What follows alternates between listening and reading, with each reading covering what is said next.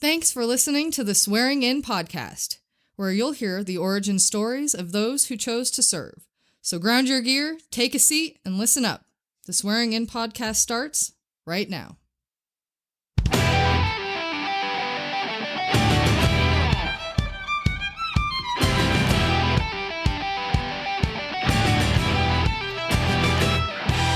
Heads up!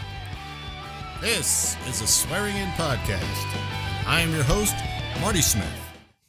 Today is the 17th of January, 2022. On this date in military history, in 1991, the Persian Gulf War began as coalition planes struck targets in Iraq and Kuwait. The first Iraqi Scud missile attacks on Israel were launched, and there were reports of death and injury and possibly even chemical weapons being used.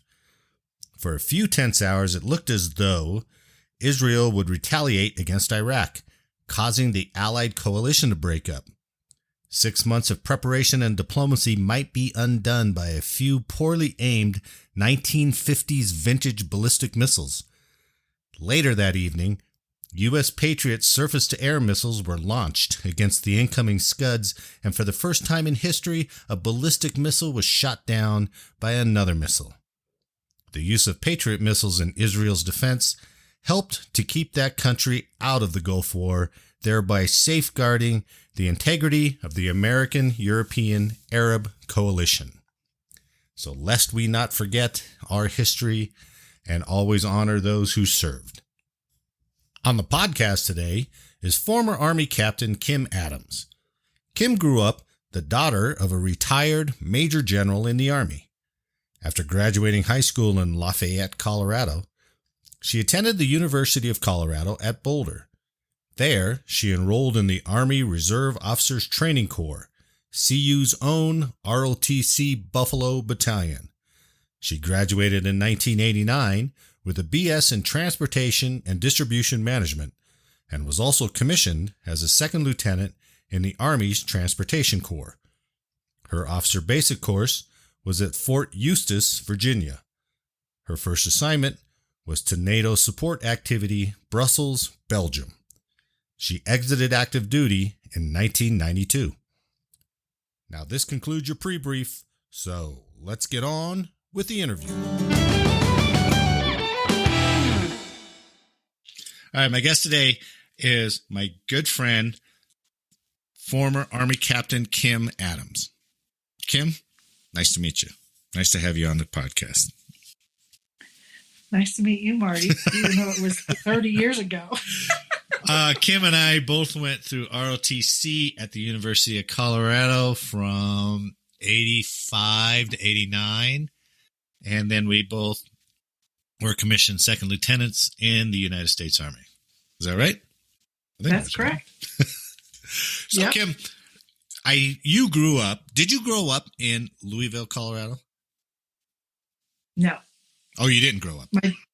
No. My dad was assigned to, as a professor of military science at the University of Colorado, and we lived in Lafayette. Lafayette. I'm sorry, Lafayette. Yes. Yes. Did you grow up there, or did you move there? Do you remember moving around? Oh, we moved around. I didn't move into Lafayette until my sophomore year of high school.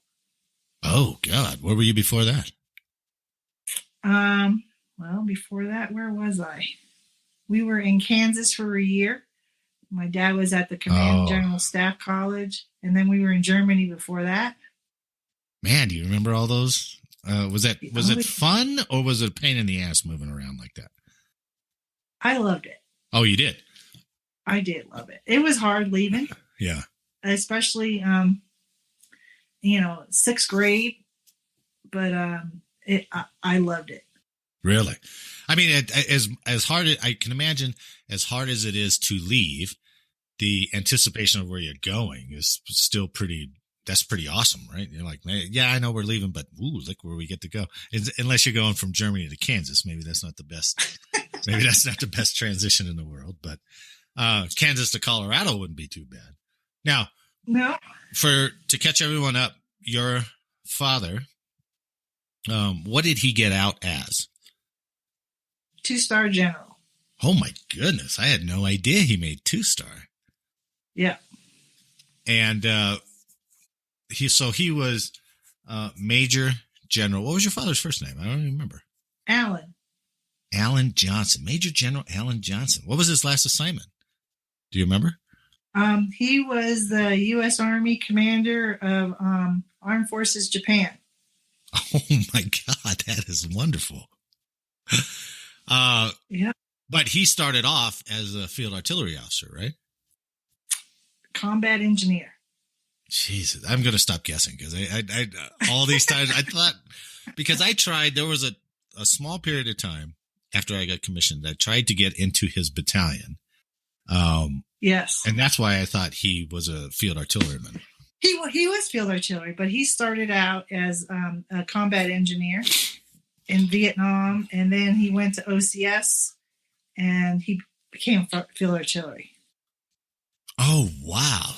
Your father started out. So he did his year in Vietnam? He was, yeah, I'm not exactly sure. It was before my time, but yeah he was in Vietnam. And somebody in his career convinced him to go to the OCS. So he did. And then that's when he went to artillery. Okay. But he got drafted, and that's how he started his career. Holy cow, what a story. All right. Well, then you got to tell me. So you're in, maybe your end of your junior year, your senior year. What were you thinking about doing after graduation? Or was your dad saying, hey, this is what I would like you to do? No, I'm like, I didn't know what I wanted to do. But I liked moving and all that stuff. And it's the family business. Really? You know, both of my grandfathers are retired military. Both of them were in the Army. Oh, wow. You know, yeah, I liked it. I liked the whole camaraderie. We were never alone. Well, that's true. When we were, living abroad and all that stuff, there was always people at our house. It was the Army was like an extended family of ours. And I liked that. Yeah. So, I'm like, I didn't know what I wanted to do, Sure. College. My dad suggested, well, go transportation. Like, okay. I got a degree in transportation and distribution management. Oh, you did? Yes. It was a business degree. Yeah. In Boulder, and and it was a bachelor's of science. So I did that and went in the transportation corps. Well, wait. How did you get convinced to go for the ROTC? Well, heck, if I was going to go in, I, may as well apply for ROTC. I did not get the 4-year scholarship. I got a 3-year scholarship. Oh, you did? Yes. So your freshman year was on you? Yes. Oh. All right. So transportation and business administration. Is that what it was? Transportation and distribution management. Oh, distribution management. That's a complicated. That's smart though. Or was it? Well, after my summer of my sophomore year, I did I went home and I worked because my dad was transferred to Fort Carson, and I worked at Parks and Rec with mentally and physically challenged kids. I wanted to change my degree to physical to special education. Oh yeah, They said no, no, cadet. Oh, the Army told you that. Yeah, well, because I was on scholarship. Yeah, by that time, right. And I declared a degree, and you can't just change it. Right. So I'm like, okay, whatever. So I still stuck with it and did it. I don't regret it. No, it sounds like a good degree, and we'll find out if that paid off for you. The big event for those who are listening and don't know, for ROTC, the big rating event is between your junior and senior years, and you go off to your 8-week camp. So a lot of people are like, that's your basic. And I was like, yeah, sort of, but not really. It's kind of more proof that are you kind of competent? Can you figure this stuff out? Can you lead people? That's what I thought it was. I mean, it wasn't physically demanding because, like you said, our third year PMS, or what do you call him? Our third year instructor, right? Captain Gonzalez. Now, was he a former Ranger? I believe he was. Ran the crap out of us and prepared us for camp very well. So I didn't feel that the physical side was really much of a challenge.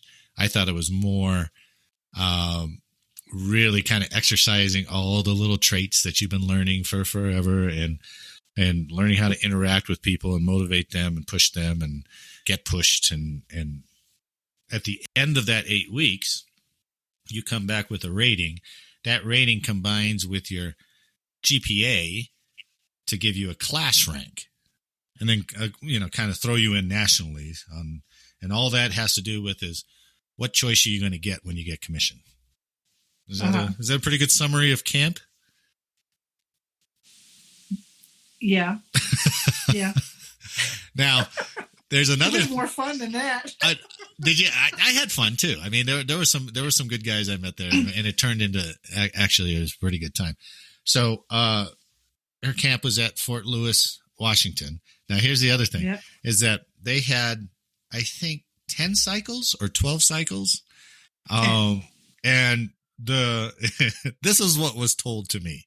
So, if you're one of the better cadets, then you went to an earlier cycle.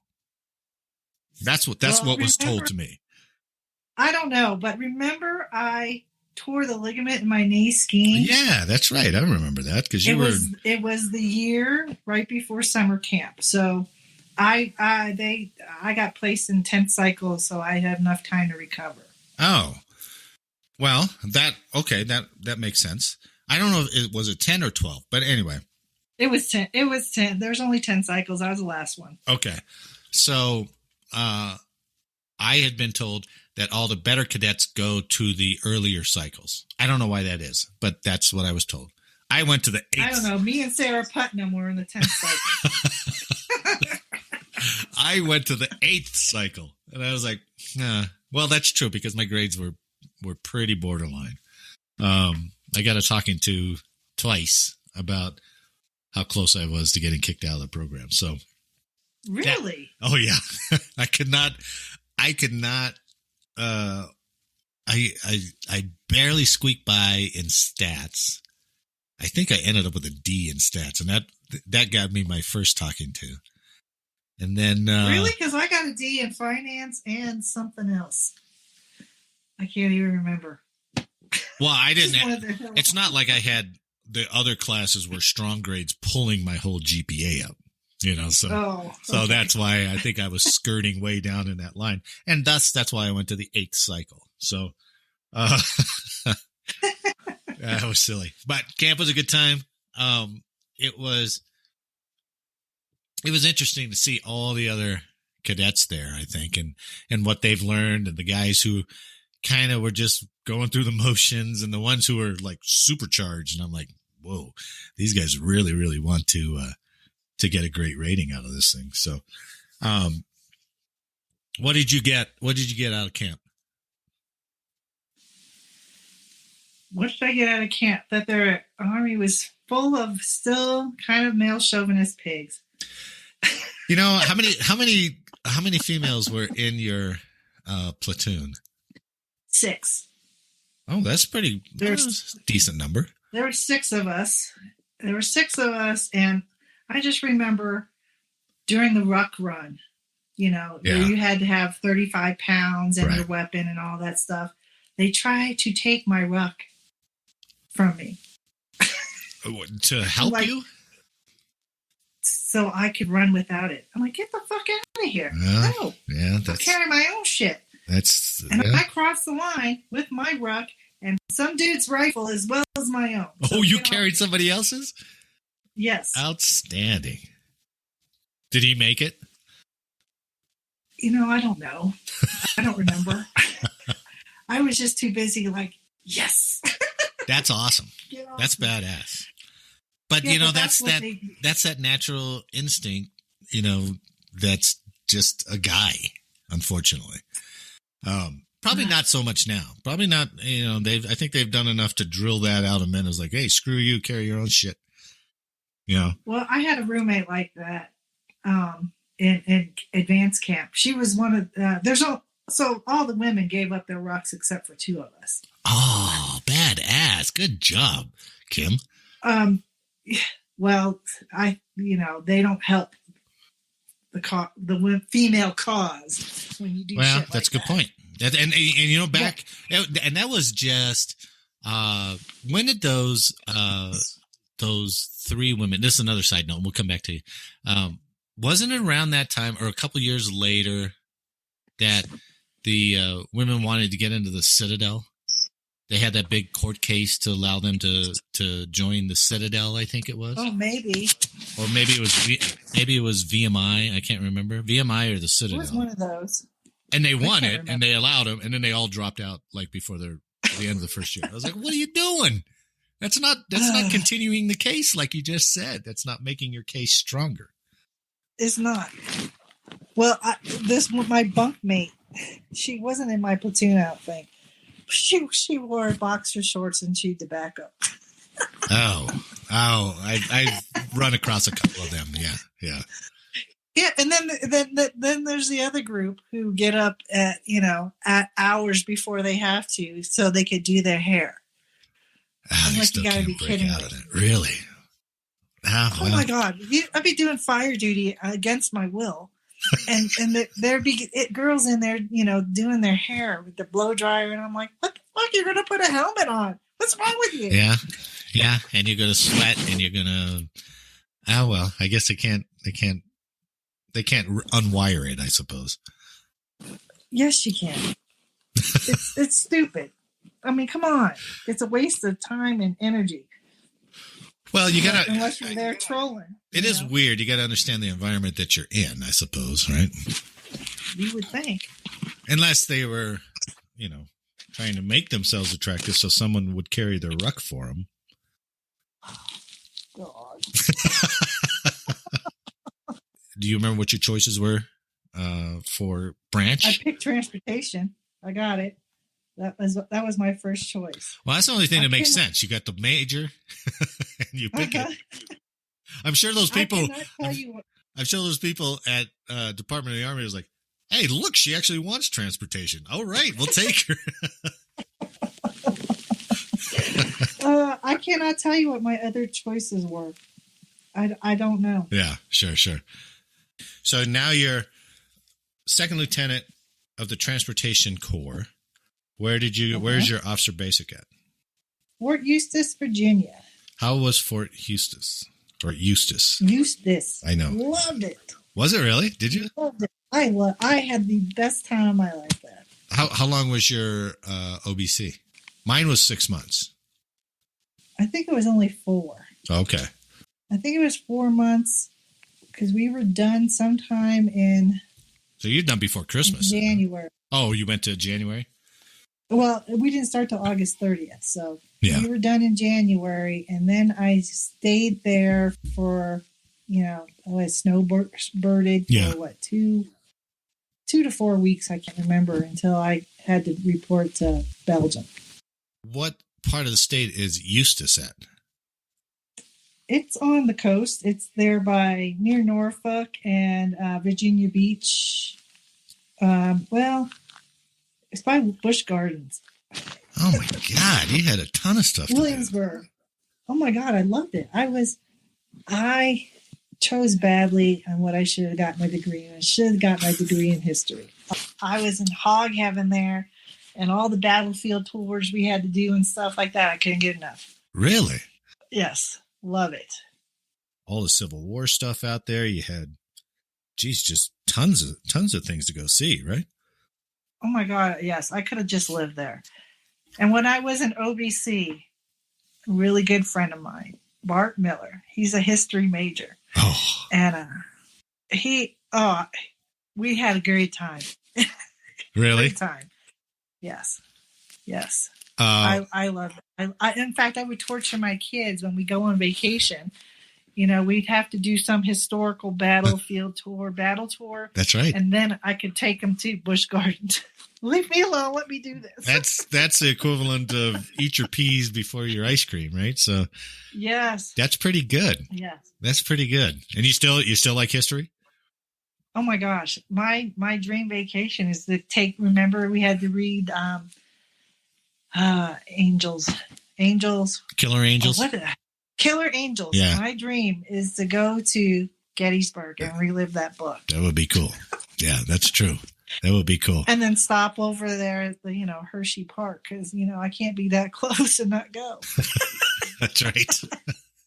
Eustis, you're out of there in January, maybe February, and you're getting your first assignment, which is to where?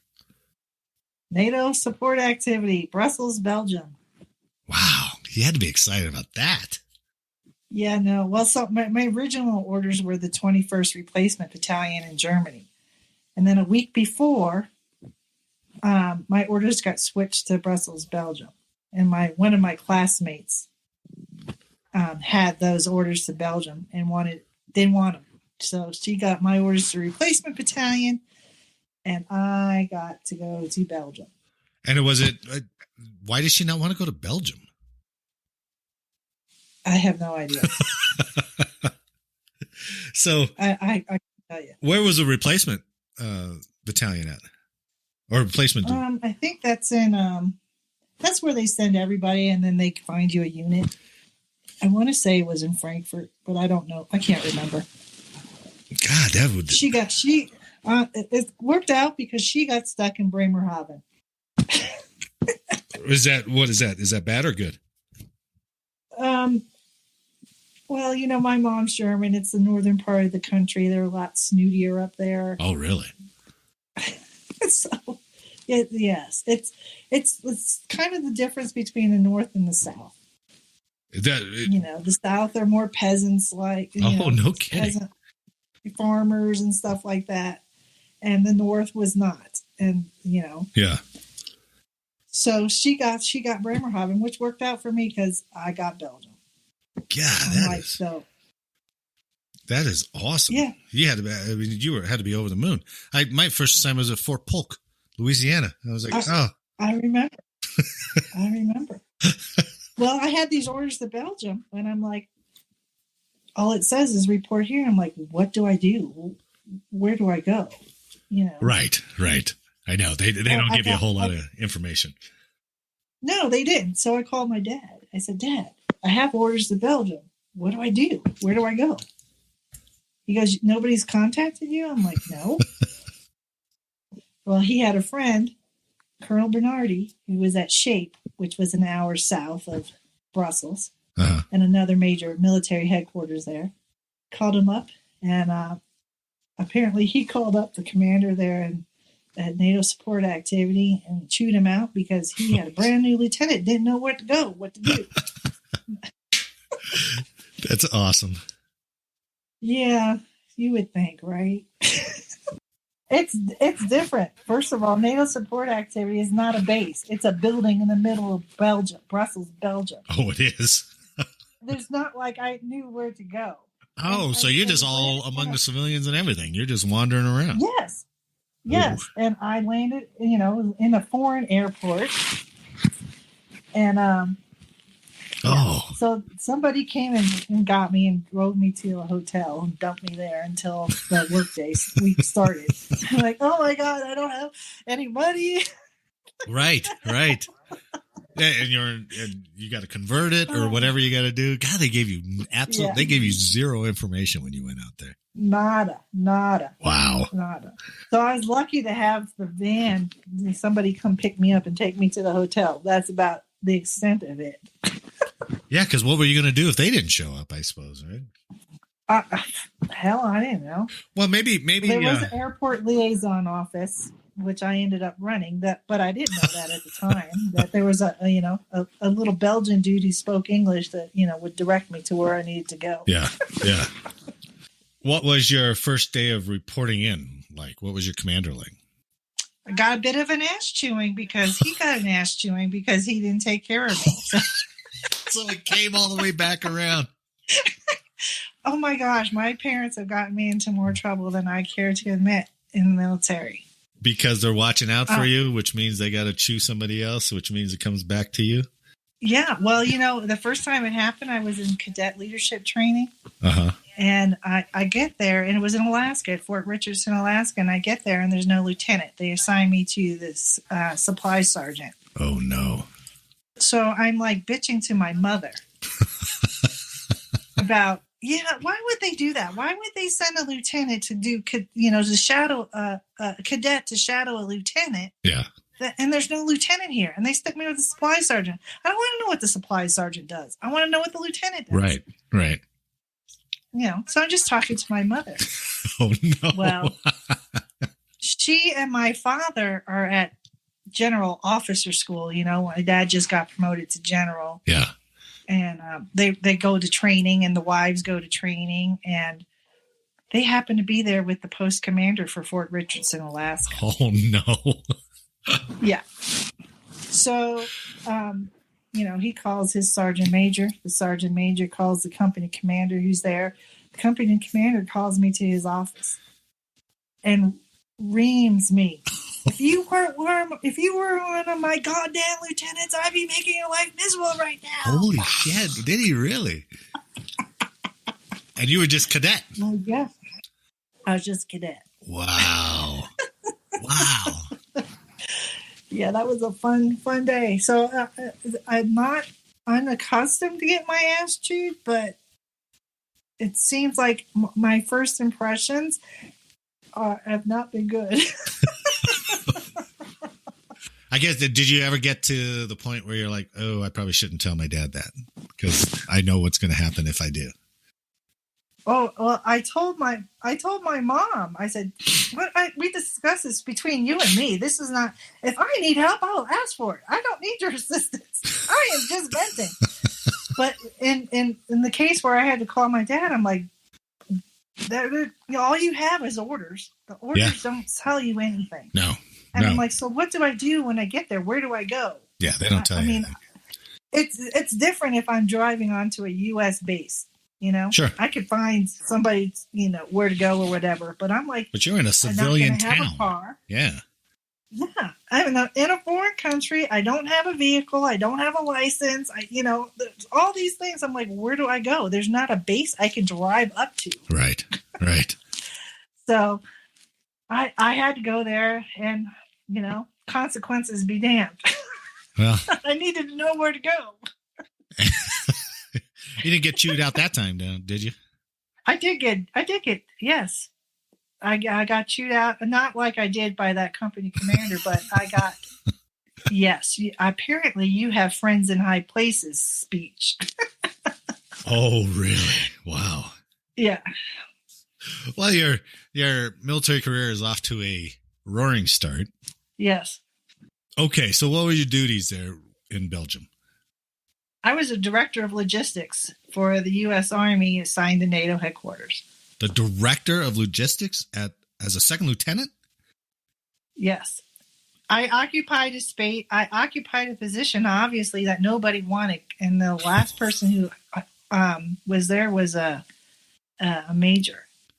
Captain or a major, I can't remember. But the person who replaced me was a major. Well, I guess that's your... I mean, that's a hell of a lot of work, but it seemed like you would be set up for major success if everything went right, being a second lieutenant doing that. Well, when you're the only lieutenant in country, at NATO Support Activity, it sucked. Wow. I was everybody's whipping boy. You had to grow up quick. I had all the extra duties. Oh, I didn't even think about that piece. Oh, yeah. Yeah. It was crazy. Oh, man. So, yeah, like all the goofy security, inventory, all those stupid duties that are supposed to be an officer duty, and you're the only one there to do them. Well, there was only a handful of us. There was a company. There was a captain who was over, pretty much all the activities. There was a captain who was the JAG officer. There was the colonel who was over the activity itself. That was it. That was our cadre. That was it. And then there's all the U.S. military that's actually assigned to NATO headquarters.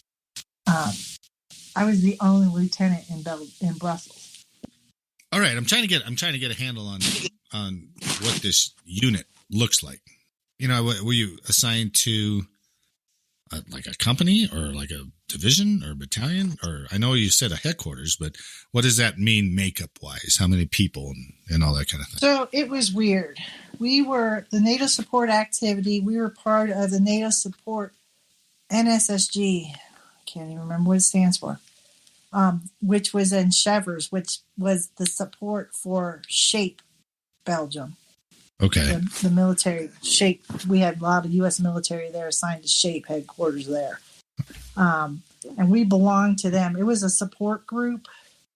It was weird. It was not like a real, there was a headquarters company that I was assigned to out of that group. Yeah. But it was disjointed. But it sounds like that headquarters company was just administrative kind of assignment. Yeah, pretty much. Like who was I didn't have a platoon. Oh, okay. Because there were no platoons. I had the motor pool and I had drivers, but they weren't actually assigned to me. They were drivers for generals, so they were assigned to them. Wow, this is crazy. It's like nothing what we learned prepared you for this kind of organization. No, it was a nightmare assignment. It should never have gone to a lieutenant. It was very political. Really? Oh, yeah. What were your day-to-day duties? Well, I managed the motor pool.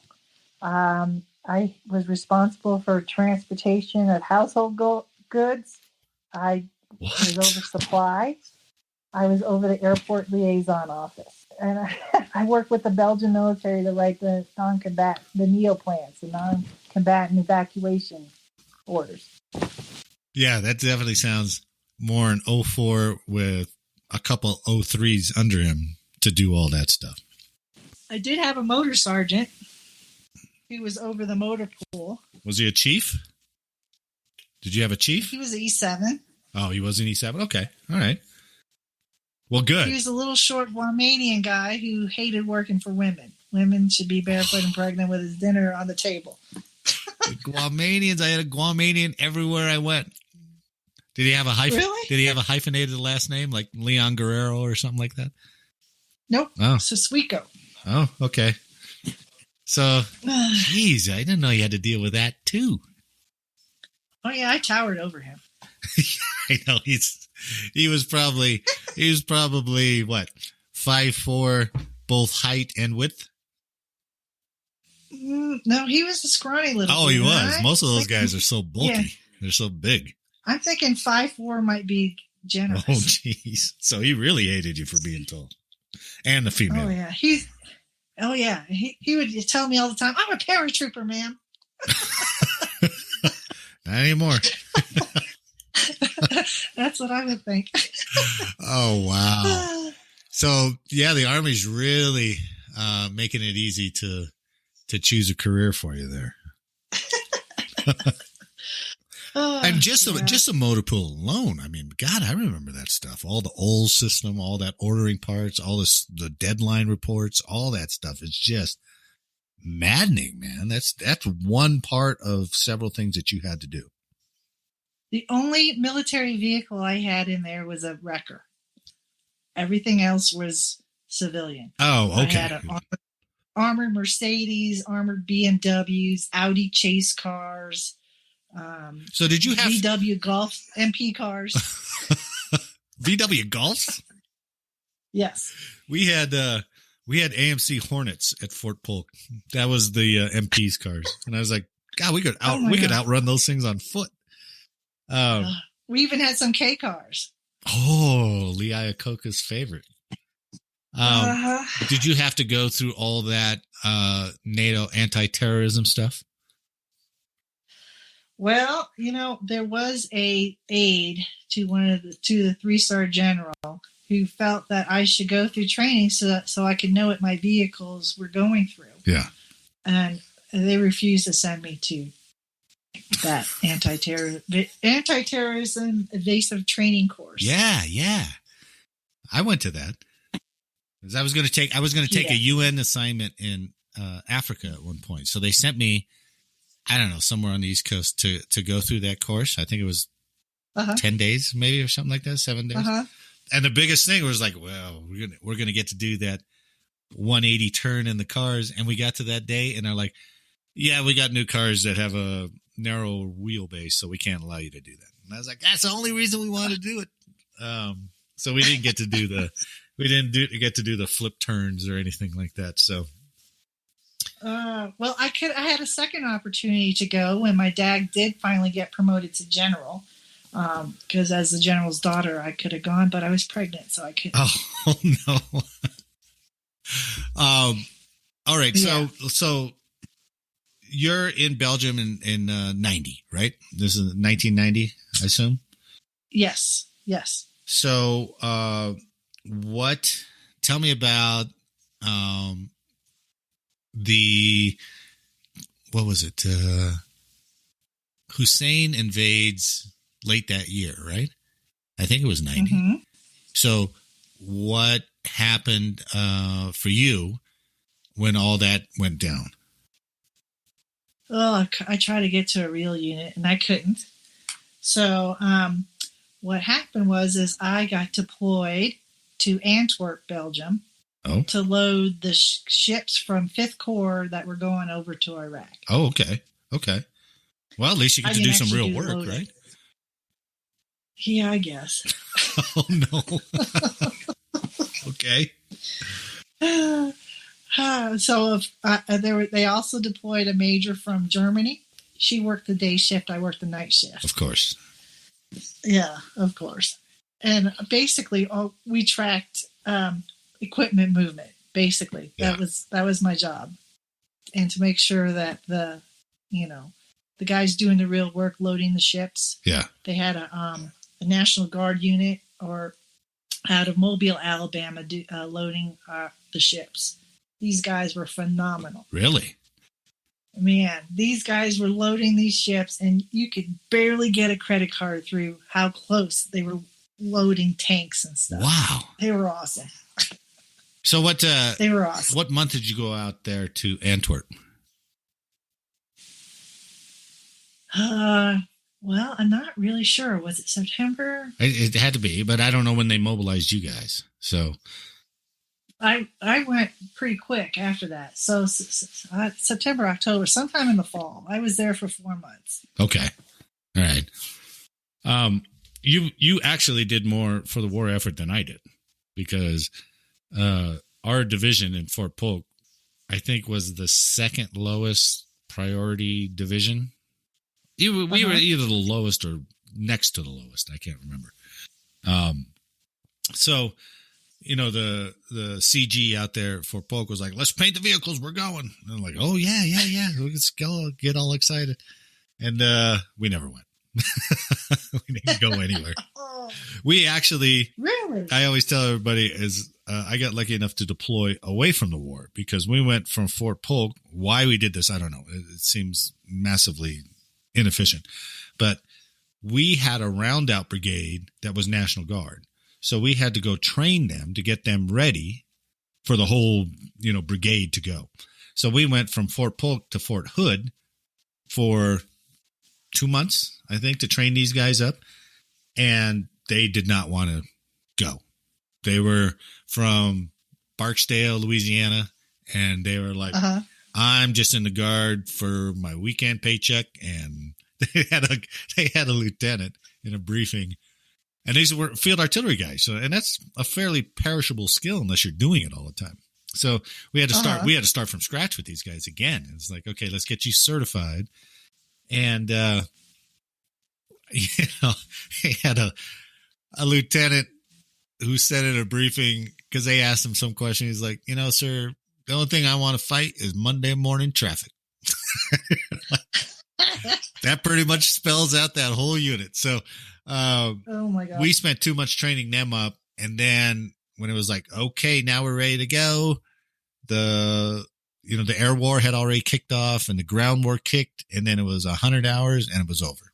And so they're like, okay, stand down. We're not going anywhere. I was like, yeah. So you actually did more for the war effort than I did. So well done. Not much more, but at least you were doing something that was quantifiable. So, I did battle with a colonel over the night shift, and they put the night shift barracks right next door to the activity room for the day guys. That's brilliant. That's so I'm like, dude. So what was he doing? Playing foosball while you're trying to sleep or something? He was not caring. The day shift needed to relax. Oh my goodness. I'm like, oh my God, seriously, the night shift needs to sleep, you moron. Jesus. It was good times. And then back in Brussels, we had to also. So our school, we didn't have a military base. Everybody lived on the economy. Okay. And so we had to provide security for the school buses, and our school buses were luxury, buses. Wait, who was in the They school had bathrooms buses? in them. The kids. They got for the picked up in military luxury- kids? Yeah. Oh, wow. So they sent an MP unit from Germany to Brussels to help us out with that. Okay. And we had to build a barracks in our gym. So mind you, this is a building, just a regular old building in Brussels. It was blown up in 1985. Like terrorist-wise? A bomber. Yeah. Oh, jeez. A car drove up to the front of the building. A guy got out, and the front of the building, there was a bomb in the car, and the front of the building came off. So there is a gate around it. Yeah. And we had Belgian security man the gate and everything like that. So when the war first happened, before I deployed, the colonel had everybody pulling guard duty. And I mean, captain and below guard duty. And on the roof. Are they like on the roof? Are they giving you a sidearm? Dude, we were locked and loaded. Wow. Full combat gear in Brussels. Wow. Jeez. Right across, it's just a building with a gate around it. Did they give you like any instructions or any training? It's like, hey, if you see this, do this. No. Not only that, we had to climb over to our Belgian operators to go up to the roof.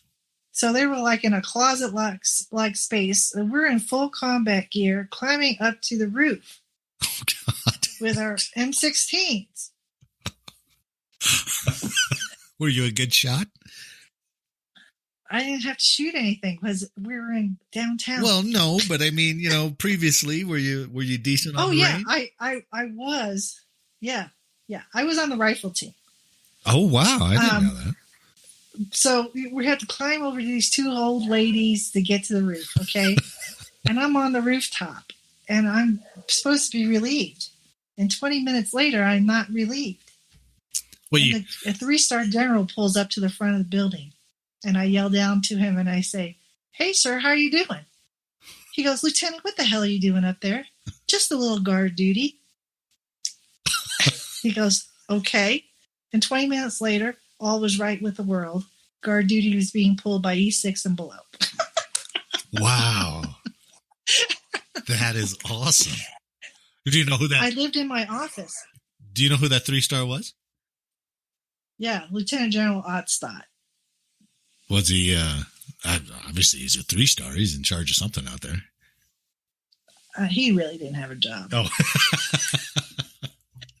Well, if he did, he gave us a lot of grief. He helped me out with the whole guard duty stuff. Yeah. But, if there was no Tasty Bird chicken in the commissary, which was an hour away, Tasty we would Bird. hear about it. If AFN lost his signal, we would hear about it. In fact, the MPs had to monitor the signal 24/7, and he was to be notified anytime we lost signal. Wow. So I'm thinking he didn't have a job. Well, at least he helped you out once, I suppose. He helped me out once. That's right. great. It's a great story. Yes. Yes. Yeah. Good times. So you come back from Antwerp, what, January, December, somewhere around there? I can't remember. Yeah. Sounds right. How much longer did you stay in Brussels? I got out in July of 92. So you were in Brussels the whole time? Yeah. That was my only assignment. Wow. What a hell of an assignment, though. I mean... Yeah, but as a lieutenant, it was a big letdown. No. I mean, hell of an assignment in the sense that all that stuff that they heaped on you or on anybody who would have been in your position, it seems so disorganized. It seems so chaotic. You could never get your feet under you, even if you kind of wanted to go do a career. No. Yeah, I was done after that. Yeah. I was going to say, did you plan on a career or were you just going to play it by ear? When I first, if you remember, if I told you, I selected reserves. Right. So when I went to officer basic, I competed for an active duty slot, which I won. Okay. Yeah, I did too. I did. I planned on, I had originally, this was going to be my career. Yeah. But after that, I'm just like, oh my God, no, get me the hell out. Really? After that assignment? Yeah. Oh my God. It wasn't anything that I had. It was nothing like I had pictured it would be. It was right. It was a totally different army. I think a lot of it has to do is the army that I was exposed to through my dad was the combat arms. Yeah. Yeah. Makes a big difference. Yeah. And had I gone to a transportation unit, I would have ended up differently for me. I think so. But that assignment was like, this is not what I want. This is not what I want. I think because I had accepted that active duty commission, I think I had 4 and 2, I think 4 years active and then 2 years reserve commitment or something like that, which I went 10. So I didn't have to worry about that. But how did that come down for you? And how did Graham Rudman? What? Graham Rudman bill. I remember it, but I don't remember the details of it. So what did that do for you? Was that the RIF? That was an early out. It opened the early out to a whole bunch of active duty folks. That's right, because right there in the mid 90s, now you were a little earlier on that, but the mid 90s was a big VSI, the big RIF. And then I remember. Well, this was before the RIF. I mean, it was an optional. Graham Rudman came out, and it was designed to cut your commitment. Lower ranking officers. Yeah. Oh, so it would shorten your commitment. Oh, okay. Yep. Okay. Yep. That's how I got out. So, how did that come about? Did you tell your raider or whoever's in charge of you, or how did that work? Oh yeah, I just signed up for it, and I let them know, and they're like, it's not a big deal because I was dating an enlisted guy. You weren't going to make captain anyway. Ha ha! I did. Did somebody actually tell you that? Yes. Oh my God, that is so lousy. Okay, Yep. well, that's a hell of a good. Geez, you had no good experiences. I did not. Wow. I did not. I have an assload of friends from that time, all enlisted. Yeah. But no, I did not. I wouldn't trade it. I mean, I wouldn't not have gone through it. I mean, I wish it had taken a different path. Yeah. I'd do it again. I agree. But yeah. Well, it was still fun. But I hear you. You know, we haven't talked in several years, but I can still hear those values that we both were trained on and grew up with still come through with you. You know. Yeah. No excuses. Pull your pants up. Get to work. You know, that whole thing. And I think that's definitely all from the Army, right? Don't feel sorry for yourself. Oh, yes. You know, that kind of thing. Yeah. So. Well, yeah. And when you're raised in it, it's there. It doesn't go away. So you get out in 92, but you're in the Individual Ready Reserve, right? The IRR? Yeah. And you're 4 years in the Army. 4 years is kind of automatic to captain, really, and if you don't screw it up. So your 4 years comes up, right, in 93, and you're on IRR, and you make the promotion list. I made the promotion list to captain before I got out. Oh, you did? Okay. So you just got promoted paper-wise. After I got, yeah. And now you're a former Army captain. Who never served in uniform as a captain. Yes, that would be me. I was going to go back. That whole time at that NATO assignment, maybe other than guard duty, were you just in like Class B's, Class A's the whole time for all your duties? We wore BDUs. Oh, you did? We BDUs and depending on whatever was happening, we wore our Class A's. God. Class B's sometimes. Did you have a lot of ceremonies when you were out there? A lot of parties? A lot of events? Not really, because our activity, we didn't really intermix with the guys supporting at NATO. They came there to do business, but it wasn't, if they had to move, we had a little cafeteria there. We had a little shopette there. We had arts and crafts. Legal was there. Relocation. So if you needed help finding a house. Yeah. But beyond those services, there was we were like the stepchild. Oh, really? You know what I mean? Yeah. We weren't the ones assigned to NATO headquarters. Oh, you weren't? No, we were not. You were just support. We were the support activity. Yes. Ugh. Yes. So we were kind of like those guys there at NATO were totally different than us. We were assigned to that NSSG support group. Yeah. Down there. So it was different. So there wasn't a whole lot of interaction that went on there, except like when they needed our services. Oh, okay. The motor pool probably got the most because if you were traveling on, for official business, you could go to the motor pool and check out a vehicle. Yeah. Kind of thing. Or if like the Secretary of Defense, Colin Powell, came to town with his wife, and our motor pool was employed to haul their luggage around. Did you ever meet any bigwigs? I got to meet Mrs. Powell, but I never did get to meet Colin Powell. Oh, okay. So, and I did meet Ambassador Taft. Oh, wow. That's a story. So, when I first got there, I got an office call with General Douglas. He was a one-star Air Force officer there at NATO. And he's the only general officer that had me in for an office call. He goes, Lieutenant, I'm a single general, and on occasion I might need to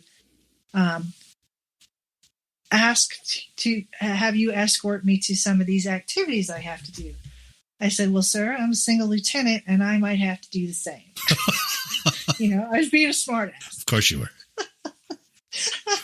So I got an invitation to the Army Ball. and, following through with my smart assery, I invited him to the Army Ball. Yeah. And he never responded or anything like that. So one of the general officers gets a lieutenant in as his aide de camp, and instead of I think it was a major. Yeah, it's a second lieutenant. Oh, jeez. So I asked him to the ball. Okay. And he says, "Okay, we'll go." And I'm like, "Ooh, another lieutenant! Yay!" Yeah, right. And don't you know?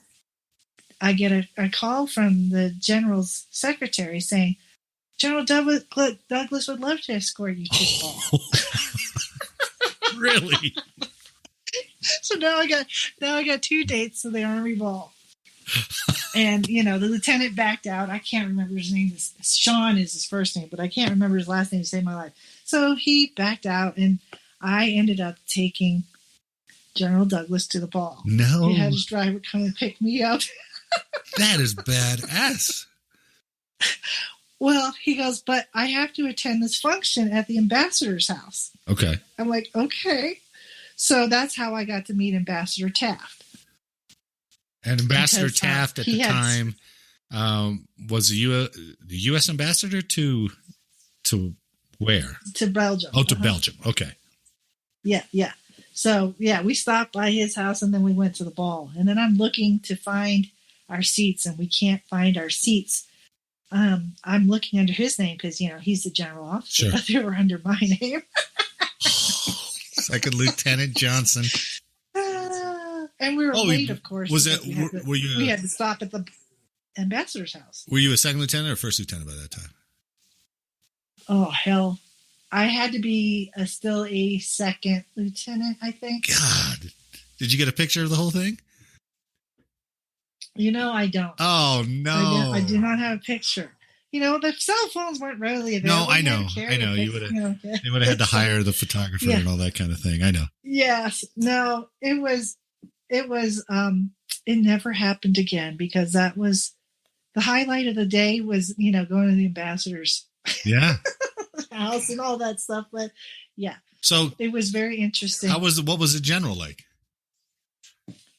He was a nice guy. Yeah. He was old. He was like in his 50s.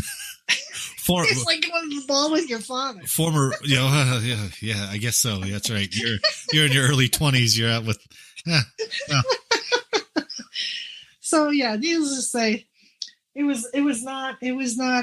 did not happen again. We did not invoke that card ever again. But I bet he's telling it. I bet he told that story. Hey, I don't know. That time I took a second lieutenant to the Army Ball. No, a second lieutenant took him to the Army. That's Ball. right. That's right. How was the ambassador? Yeah, what was the ambassador like? We didn't say a whole lot. Oh, okay. He was a nice guy. His house was nice. But yeah, we weren't there that long. I went to a Marine Corps ball once, and that was fun. Where did they have? Where did they have Marines out there? So at the embassy, they had. They got reps from everybody. The Marine Guard. Yeah, okay. Yeah, all those guys are all single, and they can't drive, and they have all these rules. Oh, really? That they can't. They have to abide. To be a Marine Guard, you have to give up a lot. Really, I had no idea. Yeah. Are they? They live in the Marine house. There's a Marine house. They live there. They can't drive. They don't have cars. They can't be married. There's a whole list of stuff. Is that? It's kind of a ceremonial position, though, isn't it? No, really. They guard the embassy. But it's not like. Is it more like the Arlington Guard? Like you have to be chosen for it, right? There's a competition to be chosen for it. Yes. You have to, it's not just goes to anybody. Right. How'd you get to go to the Marine Bowl? They invite everybody. Oh, they do? Is that their big annual one that they do all across the world at the same day? Okay. Yes. So they had their ball there. And one of the the 2-star general was dancing with one of the enlisted wives, and she had a wardrobe malfunction. Wait, say that again? He was dancing with one of the enlisted wives and what? And she had a wardrobe malfunction. Oh, no. And her boob fell out of her dress, and she went to cinch it back up and elbowed this general in the nose. Oh, no. In the process. Oh, my God. The one that she was dancing with? All the way back to D.C. Yeah. Well, she went to pull it up, and when, she jerked her hand up and hit him in the nose with her elbow. And that got all the way back to D.C. So we had, there's some good times to be had. Yes, there are. You didn't meet Johnny over there, did you? I did. Is that who you were? He was a protective security. He was a protective security office for the deputy U.S. mill rep to NATO. So how much longer did he stay in? Oh, he didn't. He retired in 2005. So did you follow him around then? He was in 22 years. Yeah. Oh. I got out. He was assigned to Fort Bragg. He PCS'd to Fort Bragg. I got out and married him later that month. We got married in 92. We were at Fort Bragg for 3 years. Then we went to Fort McClellan for 3 years. We went to Fort Wainwright in Alaska for 3 years. Back to Alaska. Uh-huh. And I did use my dad to call in a favor because we were going to go back to Fort Bragg. Yeah. But we were going to retire after our next assignment, and I wanted to be here. Oh, okay. So my dad called a friend of his, and my husband's orders got changed from Fort Bragg to Fort Carson. Oh, God. That was the only time I used my dad. Right. To get what I wanted. Intentionally. Yes. Tell me an OBC story. So at Fort Eustis, we stayed in the visiting officer quarters, which were in the parking lot of the O Club. Oh, so God. Every night we would, oh my God, it was fun. Every night we would go study at the O Club. Very good. And get wasted. Right. I could pick up the phone and talk to any one of those people there, and it was like as if we had never stopped talking to each other. It's just the weirdest thing. Are you still friends with some of them? So, I'm on Facebook friends with some of them. Some of them I lost touch with. Yeah. My best friend there was Joan Sweeney, and she got out of the Army and became a police officer. She was here in Colorado Springs for a while, and then left being a police officer and went back on active duty, and I can't find her. Oh, wow. So her first name was Jones? But Joni. Oh, Joni. Joan Sweeney. Okay. Oh, Joan. Yeah, okay. Yeah, okay. Joan Sweeney. Uh-huh. Yeah. So, and then I'm Facebook friends with a couple of them. And then Bart Miller, he was in OBC with me. I play Words with Friends with him every day, and we chit chat once in a while. But he's the big historian. Yeah, he goes on some great trips. Oh, okay. Yeah, he's the history major. Yeah. He went on a trip of Alabama and saw went on like a civil rights tour thing. I'm like, that would have been fun. Yeah. Well, not fun. It angers me, but I want to know it. Sure. But yes, he was one of our drinking buddies over there at the O Club. Wasn't that something back? One time I got so wasted, and while we were at the O Club, an ice storm happened, and I'm in those little black patent leather shoes, and it took 4 people to get me home across the parking lot. I had to have one on north, south, east, west, south of me to keep me home and standing upright. Oh, so you just went in uniform? Oh, no, I wasn't in uniform. Well, what heels were you wearing there? Oh, going out heels. I was just wearing those little shoes. Yeah. Studying. I was studying. Studying. That's right. And one time I got so wasted, and we had the, you know how they have, I don't know if they had it in yours, but we had a challenge, a platoon challenge, where we competed with the other classes that were there. No. And I was going to do the pistol and the rifle and the grenade throw. Those were my activities, and I was so shit-faced. Wait, what did that entail?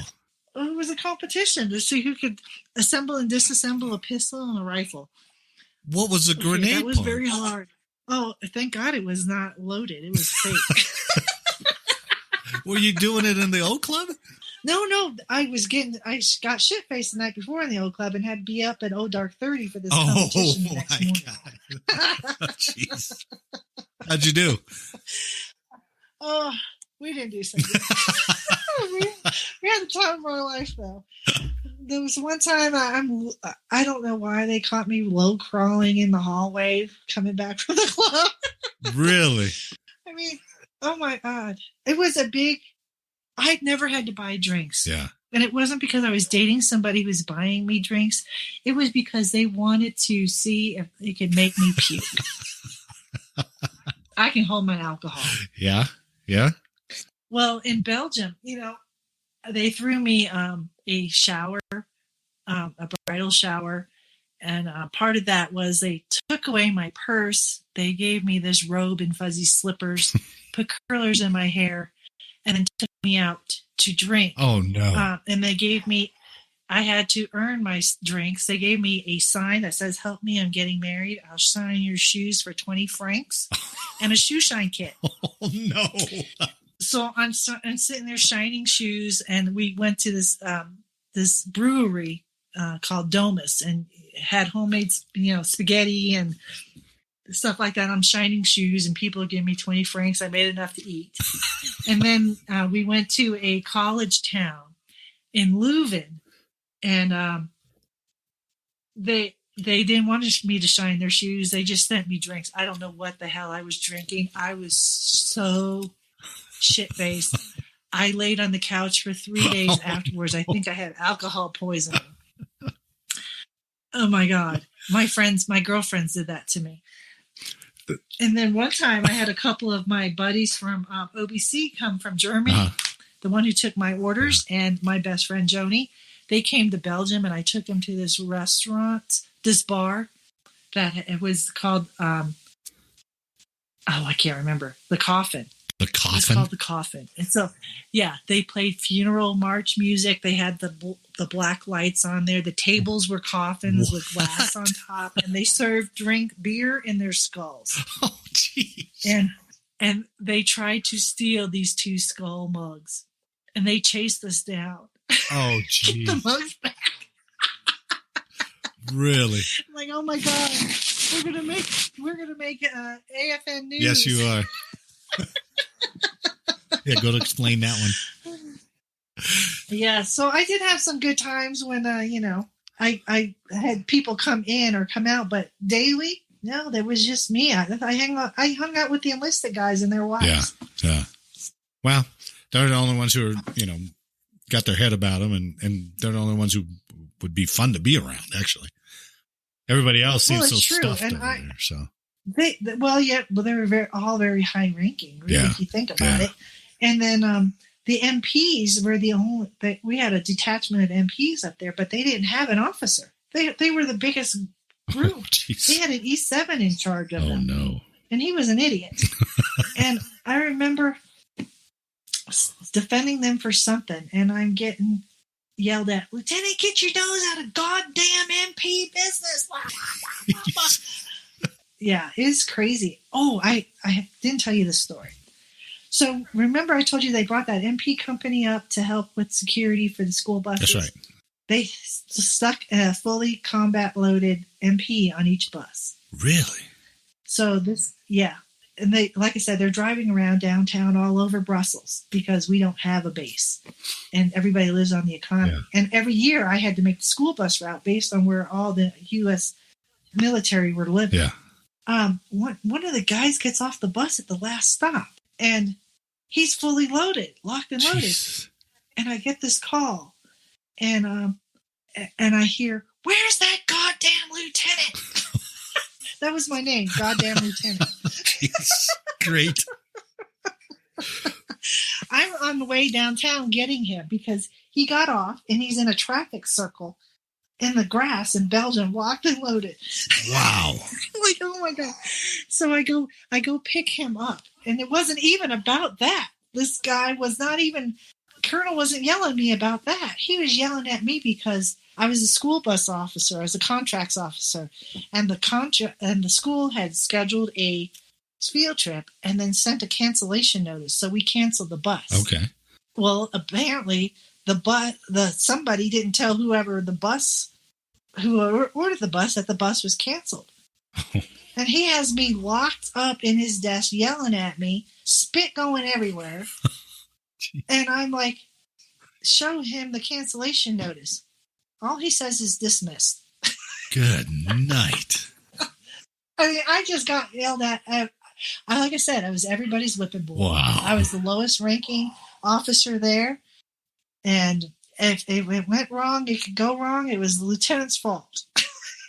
Yeah, that's worse. It would have been better if you would have enlisted. You would have gotten a lot less shit if you were lowest ranking enlisted than the lowest ranking officer.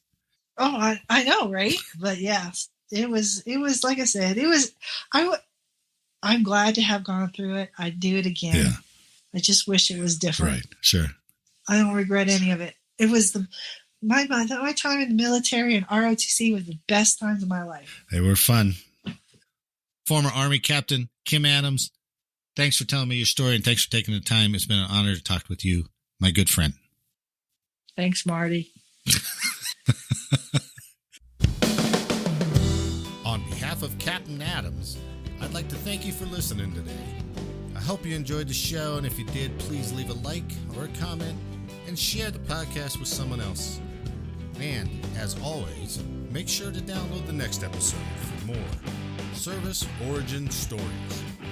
So until next time, on your feet, fall out!